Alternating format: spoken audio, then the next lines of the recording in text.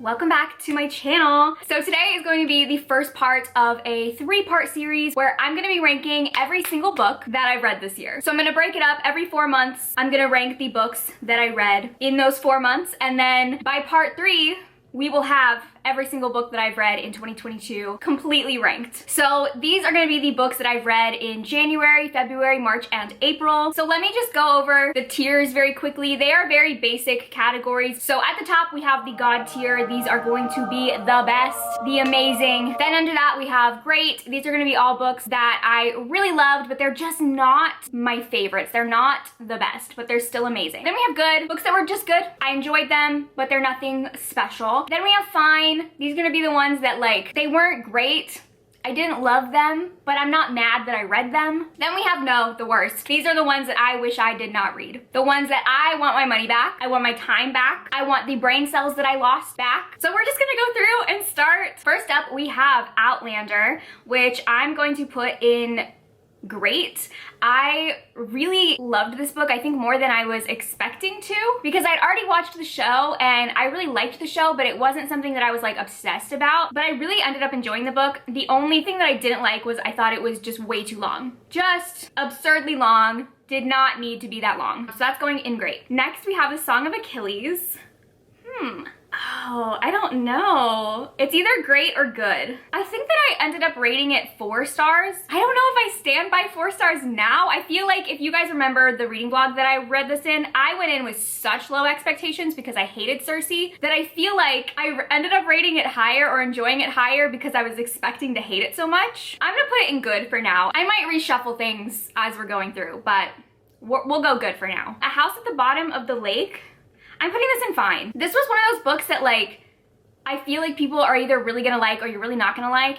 I didn't hate it, and I understood, but I think that I wanted it to go a different way than it ended up going, and I was just kind of like, that's it. But I'm not mad I read it. It was really short. It was entertaining. Medusa, I'm putting in great. I loved this book. Best Medusa book that I've ever read. The Five, this is a nonfiction about the victims of Jack the Ripper, and I really enjoyed this. So I'm gonna put it in great. I think it really reshifted the narrative of like who the victims were, and I really liked that this book barely talked about Jack the Ripper. It barely even mentioned their death. It was really more about who these women were in their life. All right, then we have Heartstopper. I think I have all 4 volumes in here. I'm gonna put them all immediately in great. Let's see, where's the 4th one? Right here.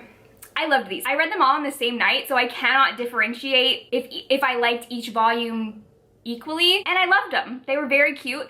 I don't think there's something that I'm ever gonna like revisit, but I am glad that I read them, especially before the Netflix show came out, because I did enjoy watching that as well. Okay, then we have Pestilence and War. These are the first and second books in this 4 Horsemen series. Ooh, where am I gonna put these? I feel like Pestilence is either great or it's God tier.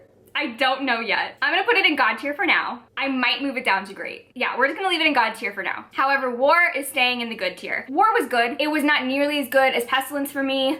There were things that I did not like about it, but having it be part of this series, and I really like this world, I still really enjoyed it. Okay, then we have In My Dreams I Hold a Knife, which is immediately going to God tier. This is definitely one of my favorite books that I've read this year, and it was a total surprise. I did not think that I was gonna love it as much as I did, but it like, it just gave everything. It gave everything that I wanted. Then we have Only When It's Us, and then Always Only You by Chloe Lees. These are the first 2 books in the Bergman Brothers series, and both of these are gonna go to great. I loved these. These are such cute, sexy romances with great disability rep. I really loved them. Then we have The Push.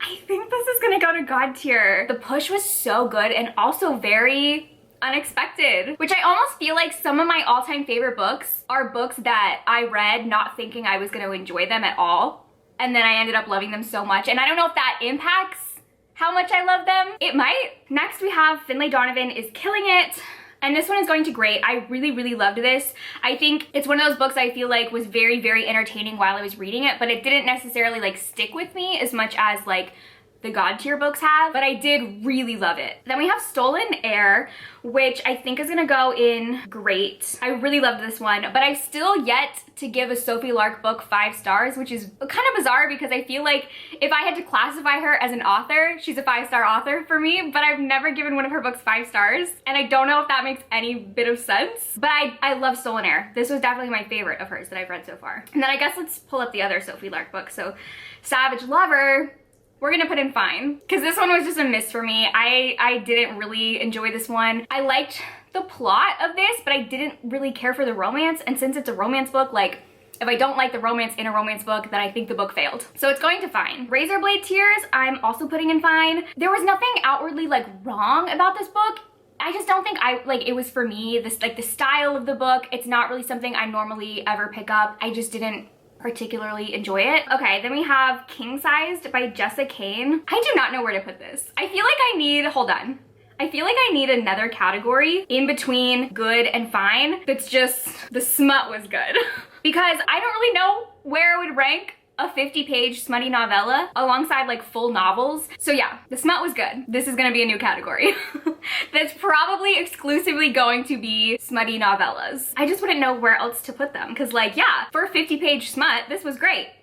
But like, does it belong in the great category? Hold on, I need to change the other colors, otherwise this is gonna bug me. Next we have The Last House on Needless Street, which is going to go in great. I think that this book had so much potential to be one that I hated because it has a trope that I normally hate. If you've read it, you know what I'm talking about. That I normally hate when this is used. However, I think that this is the best example of this trope being used, and also a prime example of tropes aren't bad, it's how authors use them that is bad. This book was just a very wild ride, and I really loved it. Okay, My Dearest Darkest, it's either great or it's God tier. I think I'm gonna put it in great. I don't know if I can put it alongside like the God tier list, but I really loved this book. I gave it 5 stars.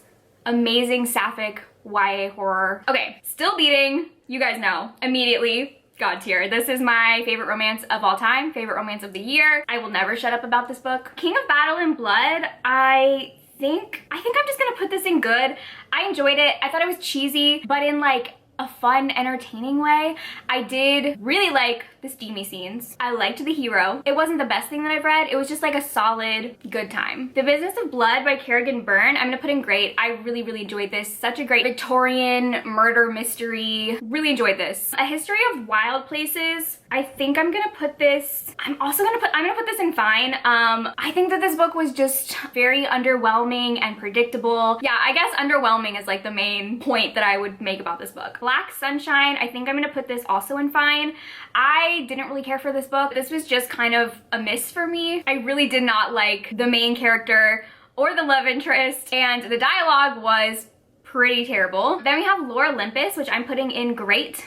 I had already read this like years ago, but I loved actually reading the physical form and having it in my hands. Dead Silence, I think I'm gonna put it in God tier. I don't know. I read this one very recently, so it's really fresh in my mind. That might be impacting. I guess we'll see later in like part 2 and 3 when I'm like reassessing things, but I think for now I'm gonna put it in God tier.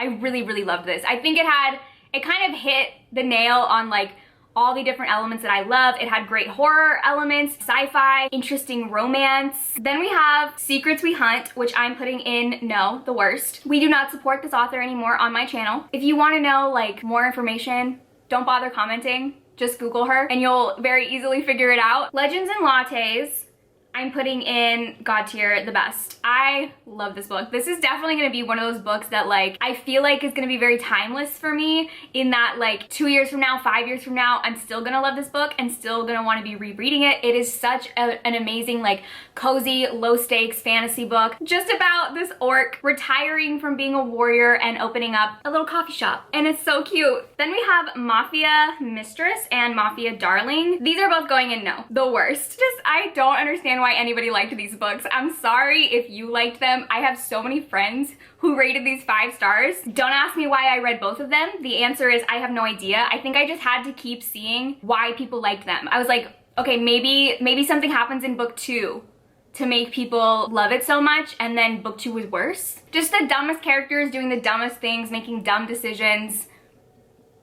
hated it. Then we have The Never King, which I loved. I would put this in great, but I'm just gonna put it in the smut was good. This is a reverse harem, smutty, dark Peter Pan retelling, and it was very entertaining. Was it good? Was it great? Probably not. Did I love it though? Yes. And then lastly, we have Praise, which I think I'm gonna put this in God tier. I think I rated it 4 stars right when I finished it, but it's now been like a month since I've read this and it has stuck with me, and I love Sarah Kate. I read a bunch more of her books at this point, and she's definitely becoming a favorite romance author, and this book was so good. It gave us ex-boyfriends, dad, girlies, everything that we wanted, and I love that about it. So those are all of the books. Let me just like reassess a little bit.